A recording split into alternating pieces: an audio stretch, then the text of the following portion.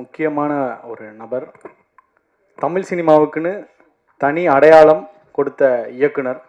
Real and ரா எமோஷன்ஸை எவ்வளோ தூரம் ஸ்க்ரீனில் மக்கள்கிட்ட காட்டலாம் அப்படின்றத ரொம்ப நேர்த்தியாக பண்ணக்கூடிய ஒரு மாஸ்டர் மைண்ட் கிராஃப்ட்மேன் அப்படின்னு தான் நம்ம சொல்லணும். தமிழ் சினிமாவை பற்றி இந்தியா முழுக்க பேசுகிறாங்க அப்படின்னா அதில் முக்கியமான இன்னொரு இயக்குனர் அப்படின்னே சொல்லலாம்.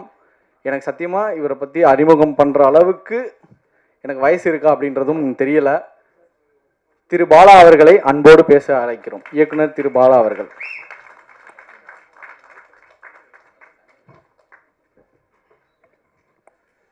அனைவருக்கும் வணக்கம். மாறி ஸ்டேஜில் பேரை சொன்னோடனே மாறி சொல்கிறாப்புல, கொஞ்சமாக 2 வார்த்தை கொஞ்சம் எக்ஸ்ட்ரா பேசுங்க. சரி, ட்ரை பண்ணி பார்க்குறேன் பேசுகிறதுக்கு. ப்ரொடியூசர் பேர் அம்பேத்கர் குமார், படம் பேர் மயிலாட். நல்ல இந்த பாலாஜி சக்திவேல் படத்தில் வர்ற மாதிரி குட் காம்பினேஷனாக இருக்குது. சார், நீங்கள் வந்து தயாரிப்பாளர் சொல்கிறேன், இன்னும் 2 படம் வந்து ராஜமுருகனை வச்சு படம் பண்ணிட்டீங்கன்னா கண்டிப்பாக உங்கள் ஆட்சியில் நீங்கள் அடுத்த மந்திரி ஆயிடுவீங்க. ஆக வேண்டிய கட்டாய சூழ்நிலைக்கு ஆளாயிடுவீங்க, அது நல்லா தெரியுது. ஆனால் 2 படம் பண்ணிடணும் நீங்கள்.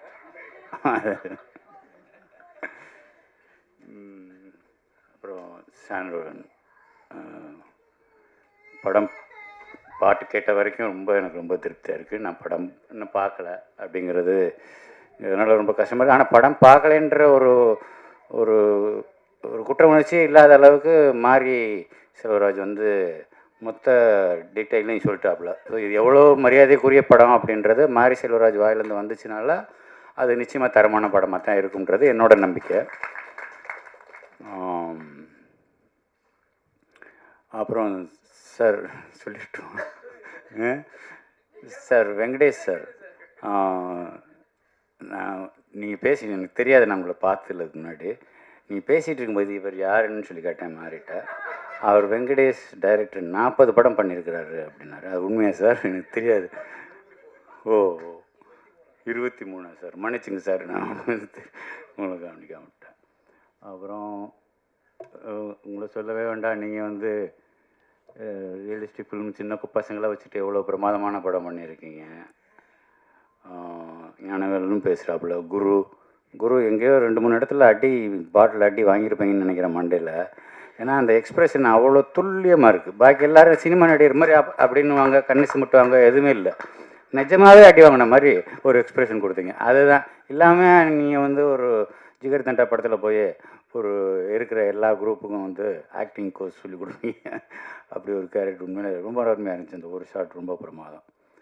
அப்புறம் இது ராஜமுருகனை சொல்லணும்னா படம் குக்கு. நான் ஞானவேல் வந்தாப்புல என்னன்னு தெரில. நானும் லிங்குசாமியும் போயிருந்தோம் பூஜைக்கு. மத்தியானம் பூஜை வச்சுருந்தாங்க ஒரு ஆஃபீஸில். மத்தியானம் கண்ணன் வந்து விகடன் கண்ணன் வந்து சொன்னாப்புல பூஜை கண்டிப்பாக வந்துடுங்க, பஸ் கொஞ்சம் டைம் எடுங்க, ஒரு 4 மணி வரைக்கும் கொஞ்சம் பொறுத்துக்குன்னு வேற ஒரு விஷயத்துக்காக பொறுத்துக்கன்னு சொல்லி அடைக்க வச்சு கூப்பிட்டு போனாப்புல. அப்போ தான் லிங்குசாமியை பார்த்தது. அப்போ படம் குக்குன்னு பேர் வச்சாப்புல. 2வது படம் ஜோக்கர், இப்போ மயிலாட்.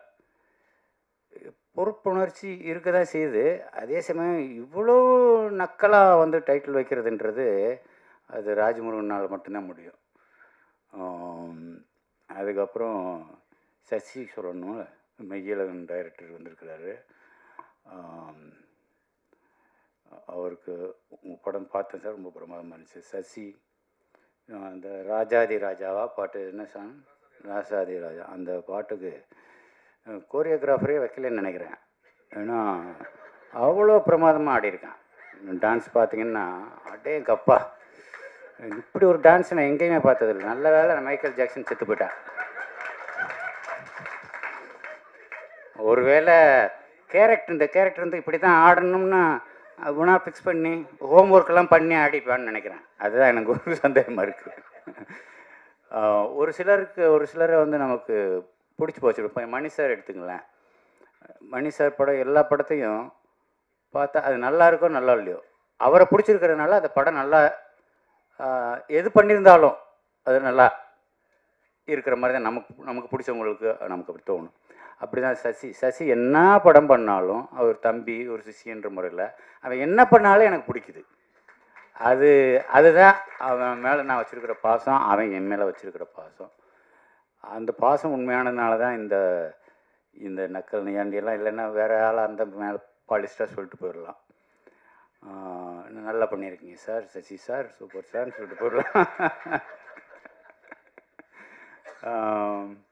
அந்த பொண்ணு இது சுசீலான்னு வருது அந்த கார்டில், சுசீலானே சொல்லிடுறேன். அந்த பொண்ணு அடுத்த சினிமாவை நீங்கள் வேறு யாராவது மற்ற ஹீரோக்குள்ளே நடிக்கிற ஹீரோ, உண்மையாக நடிக்க தெரிஞ்ச ஹீரோக்கள் கூட நடிக்க வேண்டிய ஒரு வாய்ப்பு வந்ததுன்னா அந்த ஹீரோக்கள் இதன் மூலமாக நான் ஒன்று தெரிவிச்சுக்கிறேன். அந்த ஹீரோக்கள் இந்த பொண்ணுக்கிட்ட ஜாக்கிரதையாக இருக்கணும் வேண்டியிருக்கு. ஏன்னா அவ்வளோ பிரமாதமான ஆர்டிஸ்ட்.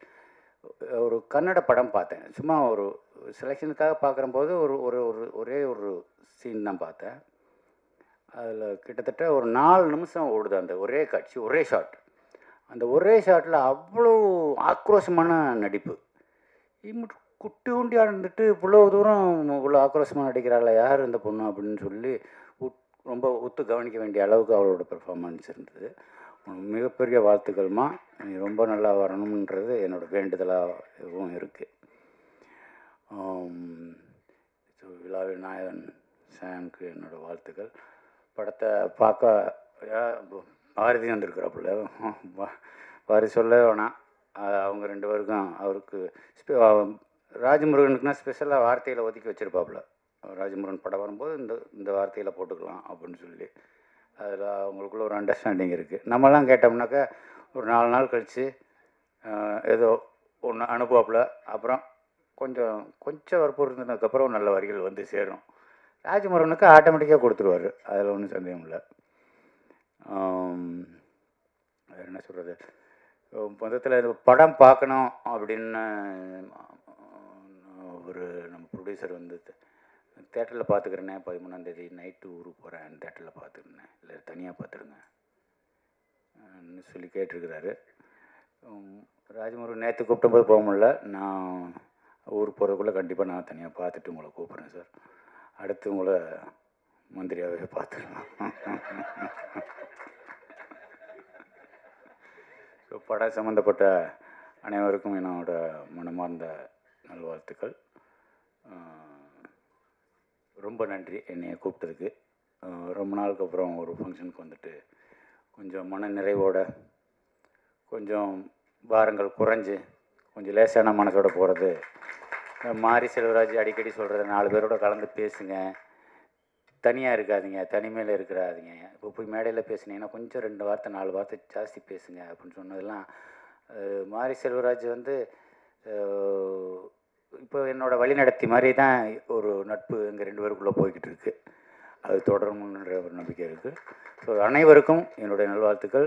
ராஜமுருகன், அடுத்து நீங்கள் வந்து எடுத்துக்கிட்டே இருங்க, உங்களை ரசிக்கிறதுக்கு ஒரு கூட்டம் இருக்குது. அதனால் நீங்கள் மயிலாடுன்னு வைங்க, ஜோக்கர்னு வைங்க, இனிமேலுக்கு கிணப்ப எது வச்சாலும் உங்கள் படத்தை பார்க்க வர்றதுக்கு தயாராக இருக்கிறாங்க ஜனங்க. வாழ்த்துக்கள், நன்றி.